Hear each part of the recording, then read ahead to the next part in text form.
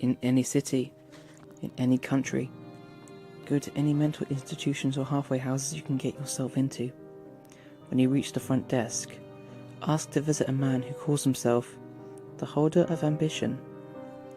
The sound that escapes the mouth of the worker will be so slight and betray so little reaction that at first you may not even be sure your words were heard. All doubt will be settled when they guide you towards a stairwell lit by many windows.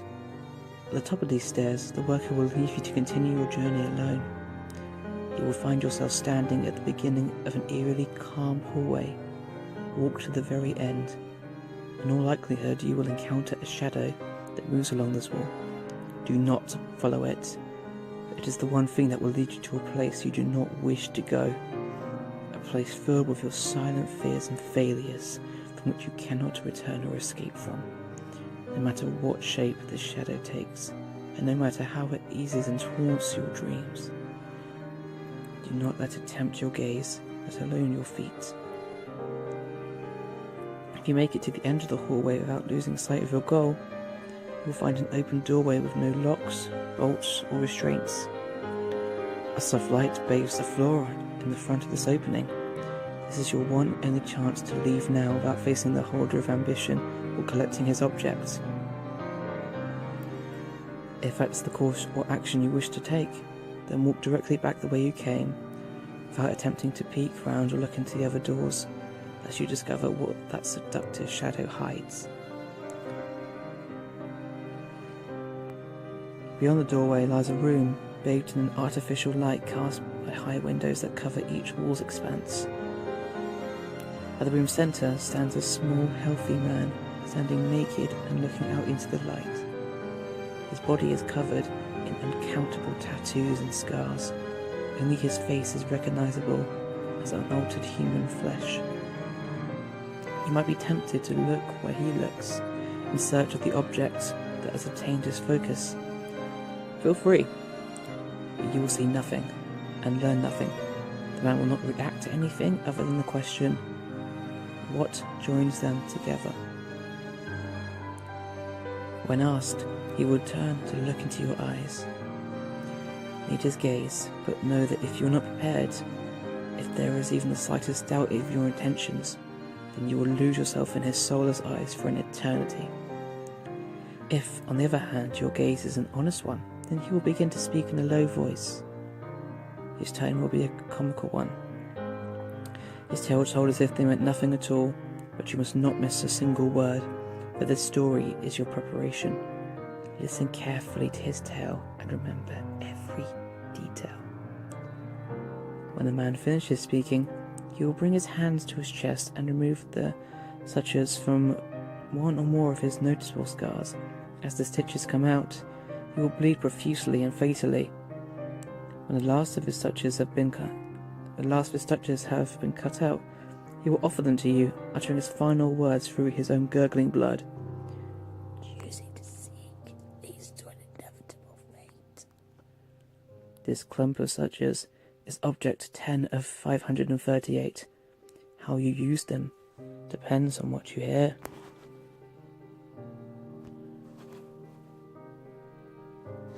In any city, in any country, go to any mental institution or halfway house you can get yourself into.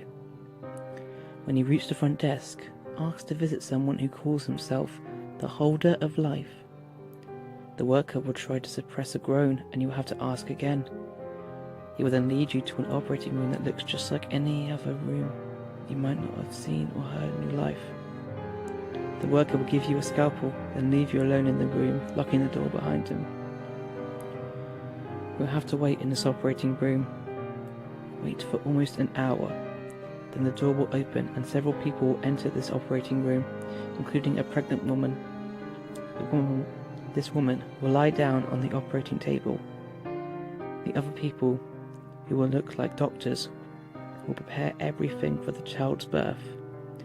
While they do this, you'll be able to ask the woman one question. Ask, how can they be reassembled? Say nothing else, or the doctors might begin to skin and disassemble you alive. If you have asked the right question, the the woman will begin to scream. The child is about to be born. You will have to wait until the birth is over, and one of the doctors will give you the child, moving his mouth but without sound coming out. As soon as he finishes talking and smiles, you will have to throw the child to the ground and ram the scalpel into its head, or else it will smash your ribcage and rip your heart out with inhuman strength. If you have thrown the child to the ground in time, it will, despite the scalpel on its head, answer the question you have asked earlier. It will speak in a demonic voice that might drive you mad.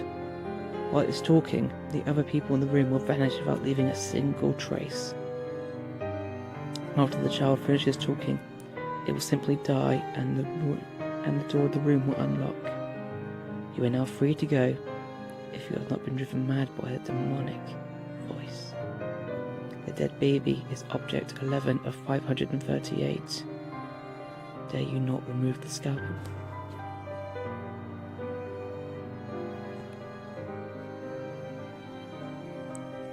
In any city, in any country, go to any abandoned amusement park you can enter.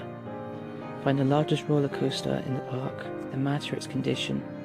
Take a seat on the far left of the first cart, and close your eyes and whisper, "I wish to see the holder of Catastrophe."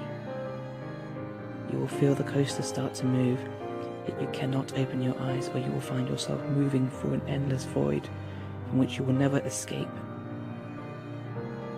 The coaster will then slowly start to head up for what seems to be ages as you listen to the rumbling of the tracks.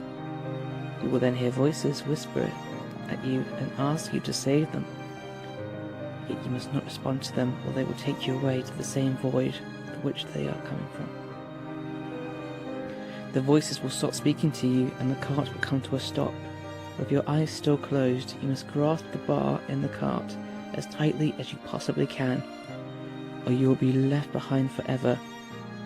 After you do so, you will feel yourself plummeting straight down at impossible speeds. The air around you will start to grow cold and continues as it feels as if you are freezing. As you sense the cart around you disappear, you must keep hold of the bar as it's the only thing keeping you attached to reality. Abruptly you will stop, drop the bar and sit with your eyes still closed until you start to hear the sound of a carnival fanfare at the distance. And then only you can open your eyes, to which you will be greeted by a large pinstriped circus tent a few yards in front of you, surrounded by meadows and happy people, young and old. You must walk towards this tent, staring at the small entrance which is surrounded by darkness. As you continue walking, the scenery around you will start morphing. Slowly the meadow dies, the carnival music slows and bends in pitch until it starts to sound twisted and demonic.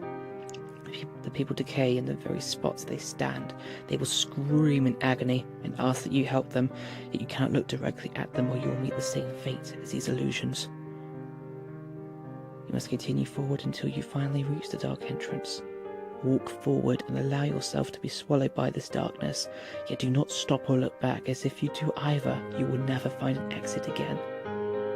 Continue your walk down into the void until you see a dim light in the distance, and start to hear the sobbing of a man.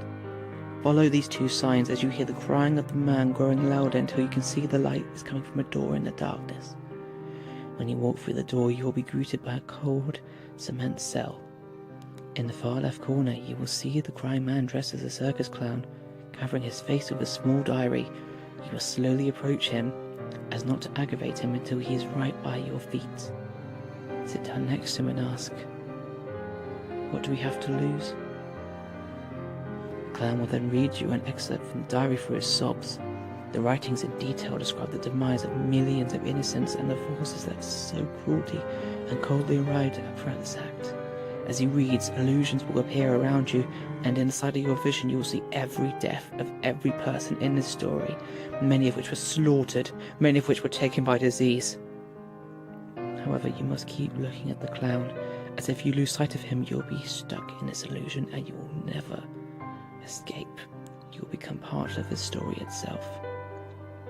After he is done, he will stop crying. He will lower the book from in front of his face, revealing that he has suffered the same decay as the illusions which you had just seen. He will hand the book to you, which you must accept. He warns you that you cannot read this diary yourself, or else you will be driven mad. He will then whisper, when the stakes are high, best to play the clown. As the rest of his body starts to decay, as well as the room around you, you must close your eyes one more time, keeping hold of the book, and count to exactly 12 seconds before opening them. When you do open your eyes, you will find yourself in the same seat of the roller coaster in which you began. This diary is Object 12 of 538.